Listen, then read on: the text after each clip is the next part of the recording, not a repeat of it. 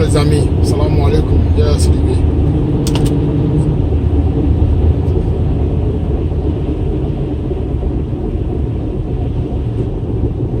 moi, je ne sais même pas si c'est moi seul qui vois l'urgence.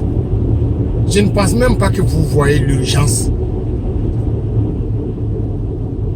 Nous, les Noirs, et particulièrement les Noirs africains, est-ce que vous voyez combien de fois nous avons des problèmes? Est-ce que vous imaginez?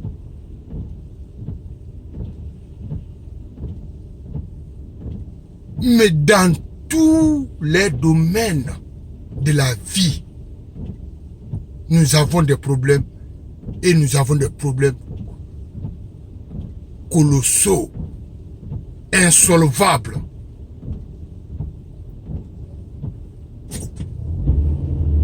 Mais nous nous sommes assignés au bavardage, aux injures.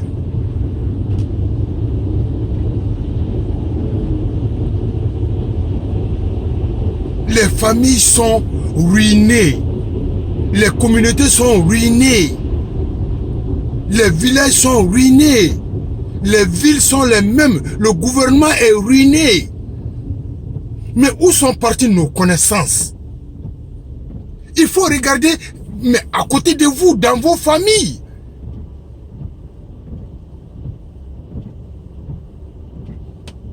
Un seul père nourrissait 10, 20, 30, souvent même sans limite de personnes.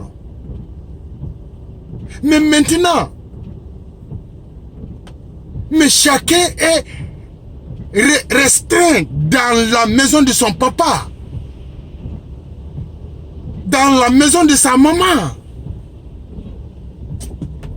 Personne n'arrive à s'épanouir. Personne n'arrive à amasser des biens. Combien de chefs de famille qui peuvent soulever leurs mains et qui nourrissent leur famille honnêtement, sans blesser un frère, sans voler un ami, sans truander le peuple.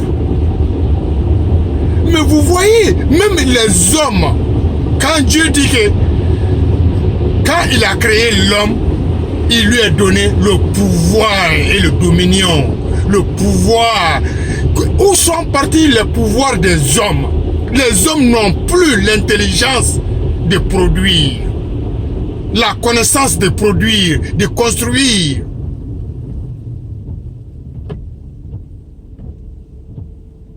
Mes amis, en tant que vos femmes sont déshabillées comme ça sur la route, les hommes n'auront jamais leurs esprits propres. Jamais de la vie. En tant que les femmes se comportent comme ça, la société ne va jamais se ressaisir. Mais vous vous comparez à quelque chose que vous êtes diamétralement opposé et que vous êtes des opposants naturels, des ennemis naturels et que vous n'arriviez pas du tout à identifier. Vous dépensez vos impôts à des comédiens qui viennent étudier parmi vos ennemis et qui n'apprennent absolument rien. Qui n'apprennent absolument rien. Mais pour t'amuser, quand tu veux t'amuser avec des chiens, tu es obligé de bien protéger ta queue. Sinon, ils vont la mordre. Mais qu'est-ce que nous faisions? Qu'est-ce que nous faisions en Afrique?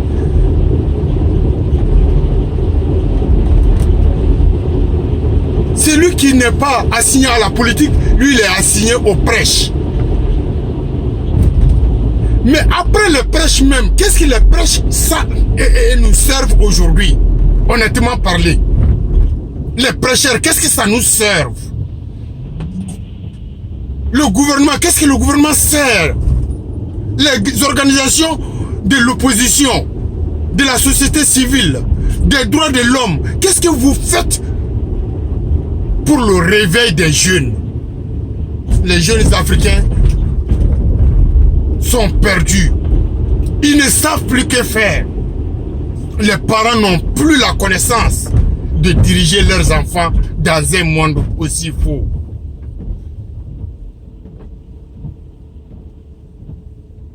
Quand vos avenirs n'ont pas de base, l'éducation familiale est totalement détruite. L'éducation publique est totalement détruite. Privée détruite. Mais quel est votre plan du futur? Quel est votre plan du futur? Et vous avez tout abandonné, tout en seulement essayant d'imiter vos ennemis.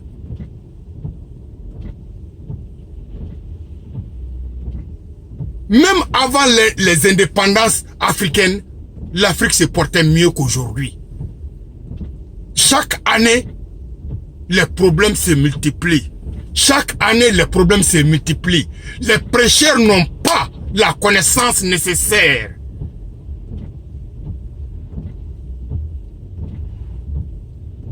Pour que les jeunes hommes se ressaisissent. Mais les mosquées, les églises ne sont pas faites pour aller seulement écouter ce que Dieu va te faire. Les lieux de culte, les lieux de prêche, les lieux islamiques ou bien religieux sont faits pour ressusciter, pour redynamiser, pour réconforter, pour retrouver les chemins perdus, des connaissances perdues. Mais tout est au contraire chez nous. Et personne ne s'y rend compte. Personne, absolument personne ne s'y rend compte. Tout le monde pense que ça va aller. Vous voyez pas? Si quelqu'un gagne 10 millions aujourd'hui, quand les 10 millions ne sont pas finis, la personne n'a plus la capacité intellectuelle d'augmenter son argent, d'augmenter ses revenus, de soutenir, même de retenir ce qu'il avait gagné. Ne voyez-vous pas? Mais quelle est la dernière trompette que les Africains ou les Noirs du monde attendent? Quelle trompette vous voulez entendre? Vous ignorez complètement la vérité. Vous vous êtes donné seulement à une vie qui n'a pas de sens. Qui n'a pas de sens. Qui n'a pas de directive. Qui n'a pas d'avenir. Mais chacun de nous sort du matin à la nuit. On n'amène absolument rien si ce n'est pas de la haine, si ce n'est pas de fatigue. Et vous avez aussi, avec tous ces faux problèmes-là, vous cultivez seulement le désordre. Des bars sont à chaque coin de nos quartiers. La drogue est partout en Afrique. Les armes de destruction sont partout parce que les hommes n'ont besoin que de pouvoir et que le pouvoir n'est pas d'avoir un couteau sur toi, n'est pas d'avoir un fusil sur toi, mais le pouvoir de produire, le pouvoir de réussir, le pouvoir de vivre à l'aise et de vivre indépendant et libre. Mais que attendez-vous? Vous attendiez que Dieu va venir avec toute l'intelligence que Dieu nous a donnée, l'intelligence de pouvoir identifier, de discerner entre le mal et le bien. Mais on laisse nos enfants comme ça dans le vide. Chaque génération devient plus meilleure que la génération suivante. L'Afrique ne fait que pleurer de leur mort. Ils ne voient personne vivant qui peut être un star, un modèle, un exemple pour notre société. Mais ça, c'est de quel Dieu que vous attendiez? Ça, c'est quel Dieu qui viendra nous sauver? Mais à quand nos dirigeants vont prendre conscience? Mais vous ne pouvez pas prendre conscience individuellement. Vous êtes obligé de vous donner la main. Mais Satan ne veut pas que vous vous donniez la main. Mais dans le livre saint, Dieu dit que Satan ne pourra jamais gagner sauf s'il vous divise. Il va vous diviser par pays, par ethnie, par religion. Mais vous avez plus en commun que de la religion. Soit disant je suis chrétien, je suis musulman, je suis bouddhiste, je suis tant. Mais vous n'avez pas besoin de vous identifier par des religions. Mais vous êtes des êtres humains consciencieux. Mais un enfant élevé sans ses esprits réels, mais ça c'est un danger public. Parce que l'homme a la potentialité de devenir Dieu ou de devenir Satan. Ça dépend de son environnement. Ça dépend de la manière dont on élève un humain.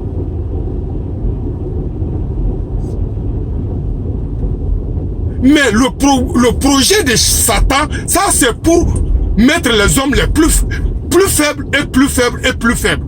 Plus l'homme est faible, plus la vie de cette société est en péril.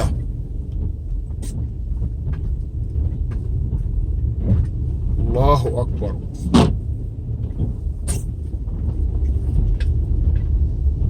Mais vous n'avez que le plaisir seulement de vous récréer. Et la récréation là, ça ne prend que quelques secondes. Parce que même en se récréant, vous avez derrière vos esprits des problèmes que vous n'avez jamais même vu d'abord la solution ou entendu la solution. C'est pourquoi tout le monde se saoule. Tout le monde boit l'alcool. Tout le monde prend la drogue. Tout le monde poursuit les filles de gauche à droite. Il est même très difficile qu'une femme honnête, sincère, digne, s'habille et marche à pied dans nos rues. Sans que des hommes, soi-disant des hommes, mais ce sont des animaux qui vont siffler, qui vont la siffler, qui vont l'appeler, qui vont la caractériser, qui vont l'imaginer comme si c'est de la viande fraîche à aller préparer rapidement et manger. Mais si j'étais à la place de Dieu, est-ce que c'est ce peuple-là que je dois donner mon paradis? Est-ce que c'est ce peuple-là que je vais... Mais Dieu pleure quand il vous regarde au nom de Dieu.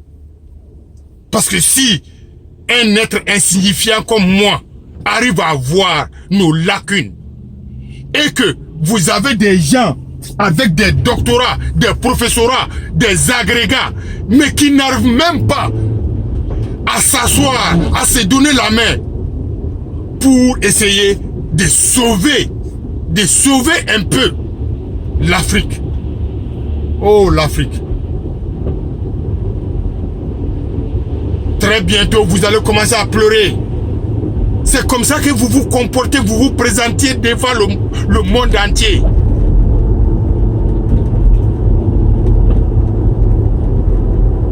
Non, mais c'est décevant. C'est décevant. L'Esprit de Dieu n'a jamais eu une valeur chez nous. L'Esprit de Dieu, les religions n'ont jamais progressé chez nous. Les religieux, c'est eux qui se nourrissent. Ils vivent au détriment des peuples. Les mamans n'ont plus la connaissance, le pouvoir, l'intelligence même d'élever un bon enfant. Un bon enfant n'est pas celui qui s'habille. Un bon enfant, c'est celui qui a pu produire et supporter et élever le défi de ses petits frères, de ses sœurs, de ses voisins, de sa communauté et de son pays. Quelle connaissance vous appreniez?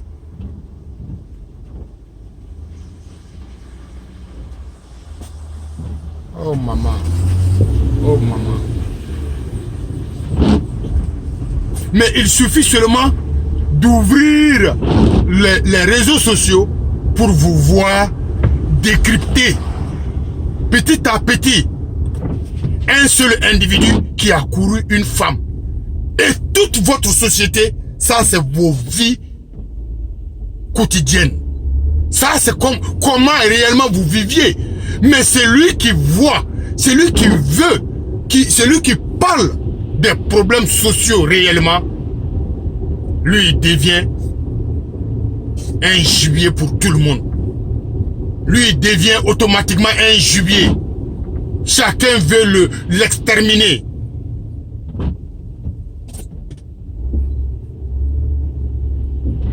Mais si l'Afrique continue comme ça, si c'est la voie comme ça, si le président continue comme ça, les gouvernements continuent comme ça, manque de communication, manque de programmes de société réels, manque d'éducation, pas l'éducation que vos ennemis vous ont donnée, parce que l'éducation là n'a rien abouti, ça n'a abouti qu'à des voleurs, qu'à des menteurs, qu'à des truands. L'Afrique n'a pas besoin des opposants. L'Afrique a besoin des réalistes, des travailleurs, des gens consciencieux de l'état de l'Afrique. Les gens qui ont reconnu l'ennemi, les gens qui savent mettre en pratique les volontés de Dieu. Si on pouvait réussir de nous-mêmes, aujourd'hui on n'allait pas être là. Mais il ne faut pas continuer à parler de Dieu et à vivre Satan. Il ne faut pas continuer à parler Dieu aime même parler au mode fictif. Fictif. Parce qu'on n'arrive pas à nous identifier avec Dieu. On parle de lui, mais on le connaît très mal.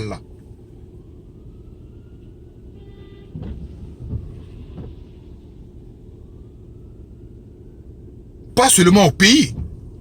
Même ceux qui sont à l'exil. Ils n'ont rien. Absolument rien. Ouais, ne me dis pas que tu as 50 000 dans ton compte bancaire. Moi, je m'en fous de ça. Ça, c'est rien. Ne me dis pas que tu as 5 millions de dollars dans ton compte bancaire. Mais ça, c'est rien. C'est ta communauté. Combien ta communauté a? En cas de problème, combien de groupes africains peuvent réellement faire ou démontrer une petite démonstration de force? Il n'y en a pas.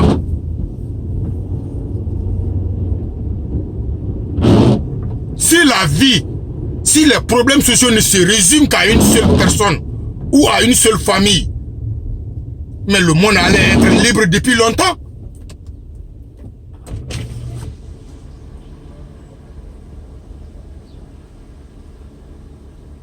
Vous pensez réellement que vous êtes sur le bon chemin? Vous n'avez pas regardé vos communes, vos quartiers, vos familles. Chacun a ses problèmes dans sa famille. Chacun a ses problèmes dans sa famille. Si les familles ne se ressaisissent pas, vos pays ne vont jamais se ressaisir. En tant que les jeunes garçons n'ont rien à foutre de la vie d'aujourd'hui. Les jeunes garçons n'arrivent pas à produire, n'ont pas de métier, n'ont pas de connaissances, n'ont pas un coin là où il faut acquérir la connaissance. Mais vous êtes condamnés à être exterminés.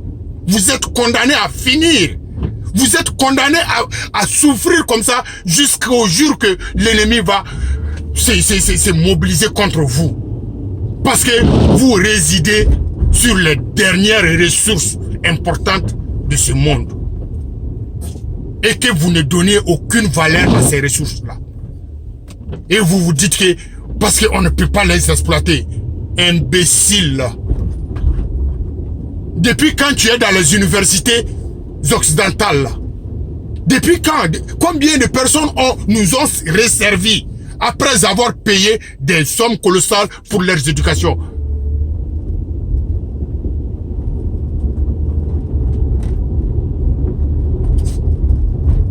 Mais chacun sera responsable de lui-même. Dieu n'a pas besoin de nous juger. On se juge déjà. Parce que nous vivions dans le calvaire. Dans le calvaire d'une vie qui était supposée d'être une belle vie. Dans la communion, dans le respect. et dans le travail. Mais les Africains ne foutent absolument rien. L'Africain n'est content seulement quand il trouve une opportunité d'escroquer un frère, un ami, un voisin, un autre Africain. Ça, c'est une vie, ça. C'est une vie réellement que vous pensez que nous allons continuer comme ça? Mais pourquoi ne reprenez pas le vrai chemin? Le chemin de Dieu. Et c'est le vrai chemin. Parce que Dieu a garanti que si on veut réussir là, de ne pas prendre fusil, de ne pas prendre couteau. Mais revenons à lui. Et seul lui, il peut nous sauver maintenant, là, sincèrement. Hein? Parce qu'on a déjà peur, on est déjà complexé, on a déjà tout perdu face à des ennemis qui ne reculent de rien. Face à des ennemis qui n'ont jamais reculé. Parce que leur vie aussi est en ligne. Parce que si eux, ils perdent leur place, c'est à nous de reprendre notre place. Parce que nous l'avons perdu d'abord. Mais est-ce que nous sommes sur la voie même de ça? Pour un petit offre à un dirigeant, il va laisser son peuple partir dans l'enfer. Quel enfer? L'enfer de ce monde-là.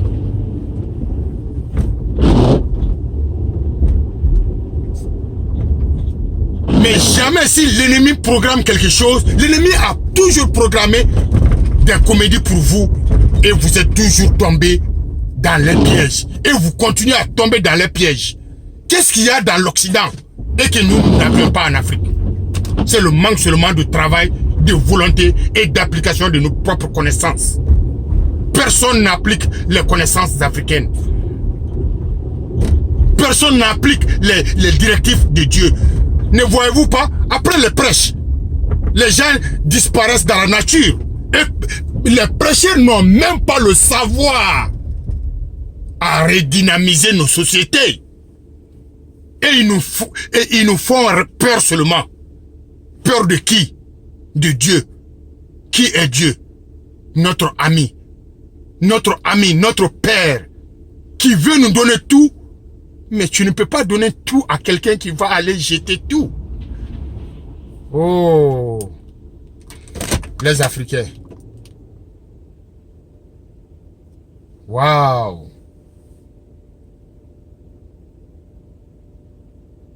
Inch'Allah. Essayons de revenir à nous-mêmes. Waouh. Ça fait trop mal. Ça fait trop mal. Ça fait trop mal. Ok. Salam alaikum. Ya Sidibé. Si vous voulez bien, partagez mes messages là. Je n'ai pas besoin d'argent de vous. Absolument pas du tout.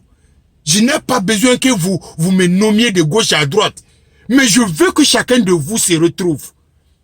Revienne à ses propres consciences. Vous avez la divinité de Dieu dans chacun de vous. C'est Dieu qui a juré sur ça. Mais pourquoi ne voulez-vous pas utiliser vos divinités là? Pourquoi vous vous excitez pour des futilités? Pourquoi vous acceptez les bars d'alcool, de prostitution à chaque carré alors que les jeunes n'ont pas de boulot?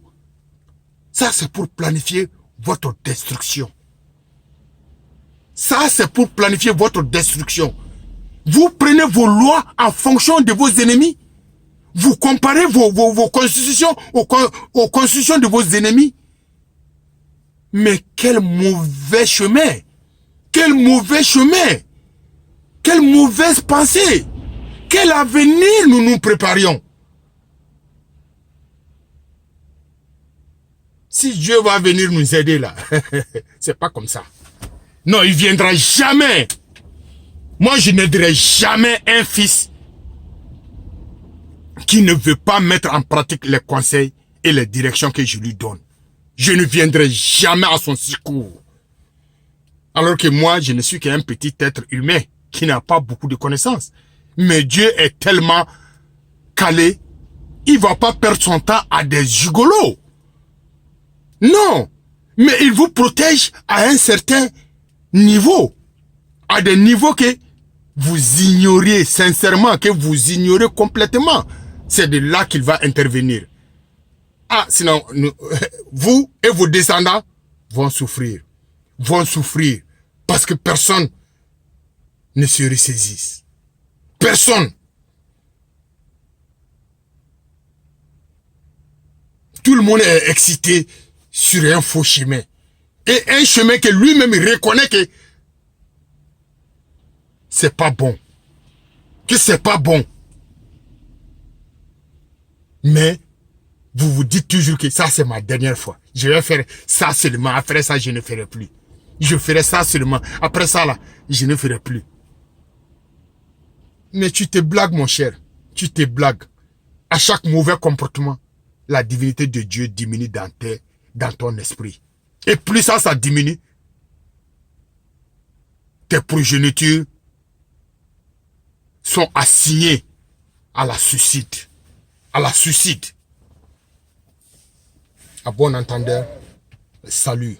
Je ne dirai jamais que Dieu nous aide. Non, Dieu ne va pas nous aider. Dieu a la conscience. Et il vous a donné sa conscience, une partie de sa conscience. Et vous ne voulez pas la mettre en pratique. Tout le monde fuit de ses responsabilités. Tout le monde. Chacun est responsable de l'autre.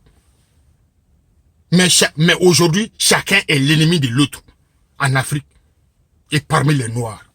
Et on fait semblant de ne même pas reconnaître ça.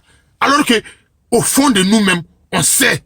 On sait ce qu'on fait que c'est pas bon. Mais on pense que on va se donner un petit temps pour faire comme ça et pour devenir tel. Seras-tu à l'aise quand tu arrives à avoir une maison et que tes enfants vont toujours dormir dehors après ta mort? Tu as tout aujourd'hui et que ta famille n'aura rien après ta mort? Parce que tu es un égoïste naturel né? Nous ne sommes pas des humains, mais les humains ont la conscience, ont le respect mutuel, ont l'obéissance mutuelle. Mais depuis quand vous voulez continuer et depuis combien de temps vous n'allez pas vraiment freiner? Tout le monde regarde les dirigeants, mais les dirigeants sont égoïstes. Ils savent peut-être la vérité. Ils ont la peur. Pourquoi la peur? Tu es toujours condamné à mourir tôt ou tard. Mais il ne faut pas mourir bête. Il ne faut pas mourir égoïste. Il ne faut pas mourir jaloux. Même si tu as 1 milliard ou des milliards, ne penses-tu pas que quand tu vas mourir là, que tes enfants mal élevés là vont gaspiller ça en 1 seconde? Et que le peuple va t'oublier immédiatement? Où nous allons nous référer? À qui? Et pour quelle raison? Allahu Akbar. Salam alaikum. Ya Sidibé. Merci.